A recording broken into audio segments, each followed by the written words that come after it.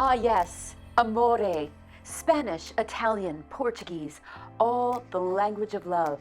But today, we are not talking about that. We're talking about the Pennsylvania Dutch language with all of its beauty and essence.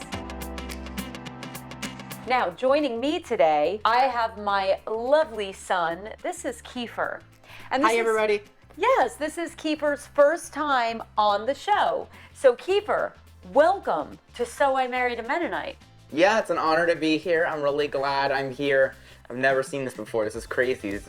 I'm here on the set of So I Married a Mennonite. So, what church do you attend with your parents? I attend Forest Hills Mennonite Church, and I go to Lancaster Mennonite School. So today, what are we going to be talking about with our listeners? Today we're going to be talking about the top 10 Pennsylvania Dutch sayings. Ooh. Now, do you think that you and I are going to know the top 10? Because we have not seen this list yet. Yeah, we probably will, because we're experienced Dutch people. We are experienced Dutch people. I have never in my life been awarded the honor of being an experienced Dutch person. As you can see by the setting we're in, we are extremely Dutch. We live in the most modest of farmhouse homes with no electricity or air conditioning. He's lying, guys. Really He's totally now? lying. We have the fine benefit of many modern conveniences, but nice try, bud. So we are going to be going through the top 10 most popular Pennsylvania Dutch phrases. And I must tell you, Kiefer and I have not yet seen this list. Scott has been preparing this list just for this episode. Diligently working on the list. So, our job is to hear Scott's Pennsylvania Dutch word, and then we have to guess what it is, and if we've heard it before, and if we possibly have a story maybe connected to the word. Doplic. Well, the prefix dop usually means echo, like the Doppler effect, which is the echo between canyons. You sound brilliant, but this is not accurate. Yes, actually, it is accurate. It's a real thing. In English. What do you mean? We are in a different language. So what? No, the Doppler effect is an English phrase. Yes, Doplic is Pennsylvania Dutch. Ah. So, Doplic, let's use it in a sentence. Do you know it? No, it sounds like, I'm gonna go with, it means horses. I have nothing to base that off. What is... Okay. Doplic is another word for lazy. No, I'm very clumsy. Is it clumsy? It is clumsy. Yay! Mommy, point. Mommy. Sorry, that point. was very Doplic of me. Wow. Okay, good. Well played. Well played. Okay, so an example of using the word Doplic in our house, or actually, we do use the word Doplic, don't we? I think we do. We've never used the You've word never Doplic. heard it? I know Grandma uses it a lot. Okay. I've never heard grandma use that word in my Really? entire life. Literally never. Wow. That word is the first time ever hearing of it. Okay. All right. So the way we would use Doplic in a sentence would be saying, "Oh my goodness, I just tripped. I am so Doplic." Clumsy or falling over my own 2 feet. Or, I just dropped the salt and it shattered all over the floor. It was so Doplic of me. That is very Doplic. You know, you could try this one at school tomorrow and just see. Actually, today is Friday. You could try it on Monday. No. Okay, fine. Rutching. You are the king of Rutching, Kiefer. I always thought it was Rutching. Do you know what it means? Yes. What? To move around sporadically.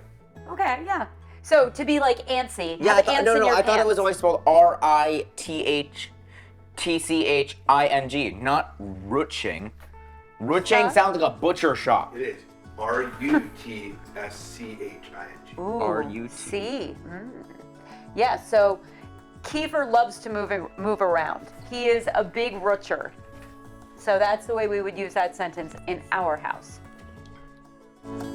Spritz. Oh. It's spritzing outside right now. Totally spritzing right now. Like, have you seen outdoors? Wow. Yes. Oh my gosh. Should we have an umbrella when you go to school since it's spritzing? Oh my gosh, it's spritzing so hard these days. It really is. Yes. Do you think it'll turn to rain? I don't think so. No? Honestly, I think it's just gonna spritz for a while. It's gonna just be some random pieces of snow and some water mixed in. I don't think that's spritzing. Is that not? Oh, wait. No, spritzing's just like a little drizzle. Is that what it is? Right, Scott? Yeah. Cheers to that. Fasnacht. Yeah. Fasnacht. Is that not a muffin? Or like a pastry? Yes. What is it? Yes. Fasnacht. Fasnacht or Fasnacht? Fasnacht. It's that really good donut that Grandma and Aunt Nancy make. They make it every single Lent of the year. 40 days before Easter. I've literally never eaten one in my whole life. Oh my gosh. Kiefer, you eat them every blessed March. Holy cow. Every March? It's the day before Lent begins. Oh. It's called Shrove Tuesday. Yes. Or Lent. Why does Shrove sound like a brand of like deodorant? It does. Shrove sounds like a brand of deodorant. Can you see that? Is that just me? Like I could say, hey, sorry, I gotta go to the locker room. I gotta apply some Shrove. I gotta Shrove my armpits real quick. No. Shrove. That has to make it into the final. Okay, all right, okay. So 40 days before Easter is when many people in Christendom will give up something. In my culture, in Catholicism, Lent is very, very serious. You want to give up something you really, really like. Maybe it's coffee or wine or chocolate, whatever. And then the Pennsylvania Dutch, ironically, the day before Lent, which is Fat Tuesday, is the day where they make the Fasnachts. But ironically, most of the Mennonites I know do not observe Lent. They make the fattening donut, but they don't give anything up for 40 days. And in this area of Lancaster County, you can go to any grocery store, any bakery, and you will find Fasnachts the day before Lent starts. And it is like a legit thing. People will wait in very long lines to get their dozen Fasnachts to take home with them.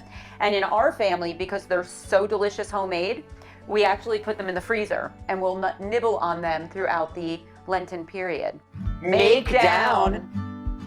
When I throw all the covers on my bed, I'm making down my bed. Like, No way. When I make up my bed, like I'm like if I make up a bed, if I make up a room, if I make up my days off, if I make up my days, that means that I am like redoing my days of No the school way. year. I think he's making up this word. He is I am making down making this it word. absolutely. Okay, so make down, here is my guess, and I'm gonna guess it's wrong. Yeah, can you use it in a sentence? It's gonna make down rain.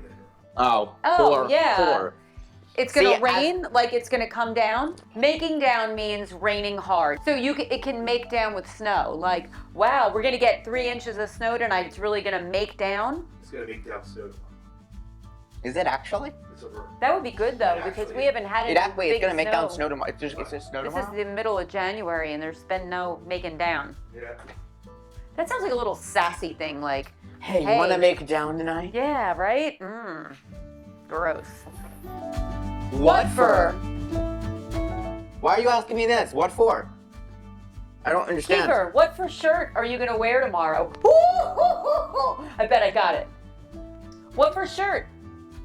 What for How soda? do you spell it? Kiefer, what for soda do you want? Do you want to have ginger ale, 7-Up, or root beer? I'm right, aren't I? Wait, couldn't you also just say what soda do you want? Yes, but we're in Pennsylvania Dutch land. So, It's not what It's a- for, it's what for. What for? what for? soda. What do you want? Right, Scott? Yeah, or it's actually inquired about. Like, what for soda is that? What for Oh, soda? I got root beer. What for dog is the cutest dog on the planet? Oh, I know. Your mom. It's Pepper. Yay! How does that come?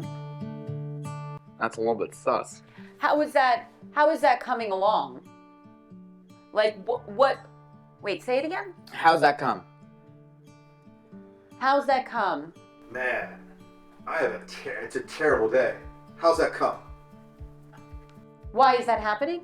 Why is that? Why is that? How's that come? Make the light out.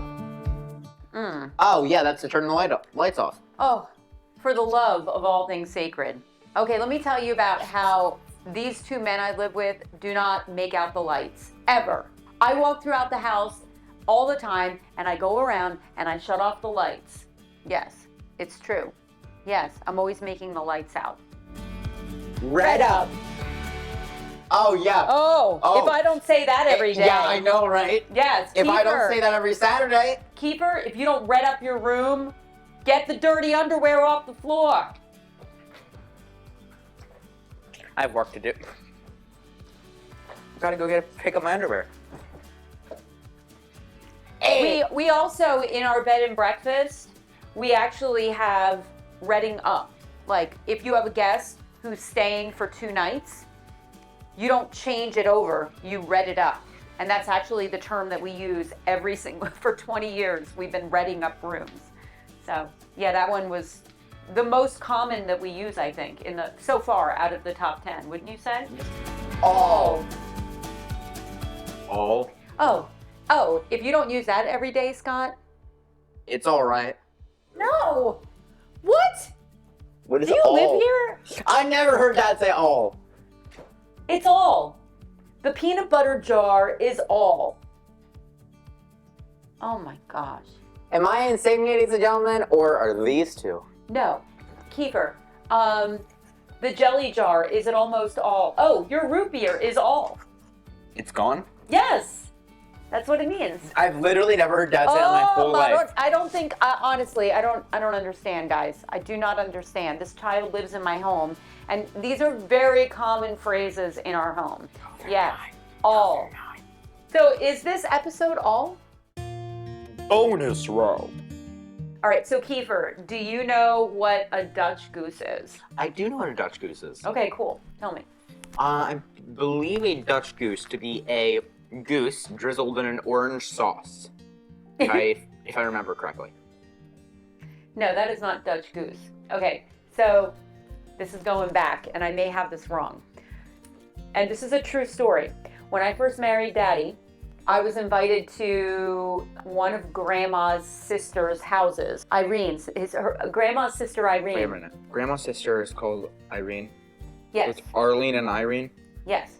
That's actually really funny. Okay, so Irene and all of the sisters and all of their husbands and Daddy and I are there, and they said, ooh, we're having Dutch goose, and they all knew I was the import. They knew I was not Pennsylvania Dutch. And so they bring out this meal, this giant thing, and I thought it was a goose, and I smelled it, and I'm like, that does not smell like goose to me. But I didn't have goose every day, so I was like, okay, and maybe it's goose. The way they prepared it, it's a goose. So anyway, I take some, and it gets really quiet, and I look around the table, and everybody's like this at me, and I'm like, what is this? And they all start laughing. They're like, well, actually, Dutch goose is pig's stomach. And I was like, and then they all are laughing at me. It's stuffed pig stomach. And I was like, I tried one bite because everyone was so excited for me to try it. Did you like it? No, I never ate it again. Are you kidding me? I never ate it again either. Well, I don't think that it's a common food. Maybe back in the day it was, but oh man, that story was retold for 2 decades, maybe a little bit more. So there you have it, guys. Those were the top 10 popular words in the Pennsylvania Dutch Country and Lancaster County, Pennsylvania, where we live. So we hope you enjoyed this episode. If it's spritzing at your house, grab an umbrella. I hope you aren't too Doplic today. And make sure you red up your room. And if you really like this episode, you can subscribe and ring the little bell down below.